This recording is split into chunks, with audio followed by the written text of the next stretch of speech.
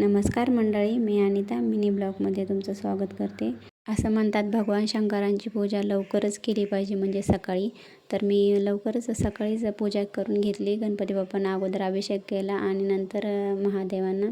तर मी असं ऐकलेलं आहे, भगवान शंकरांना लाल फूल वाहू नये आणि आपण जे शिवमूठ वाहतो तांदूळ अक्षत, तर ती सुद्धा तुटलेली फुटलेली नसावी. नारळ फोडू नये, कुंकू लावू नये असं म्हणतात.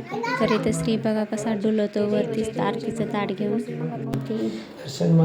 तोच अगोदर आरती करत होता, लास्टला मी घेतली. तर तो एवढा रडत होता, त्यामुळं पटकन त्याला दिली आरती आणि नंतर मंदिरात आलो होतो आम्ही. आणि ह्या मंदिरात सगळे देव आहेत. रामाचं मंदिर आहे. तर इथे गेल्यानंतर श्री आता सगळ्या देवांच्या पाया पडतो. त्याला मी दर्शन वगैरे घेतले, थोडा वेळ बसलोत आणि घरी आलोत. आणि श्रीला म्हटलं खीर बनवते, तर एवढा खुश झाला. अगोदर बनवला गोडाचा पदार्थ खीर. तर इथंच व्हिडिओ संपवते. व्हिडिओ बघितल्याबद्दल धन्यवाद.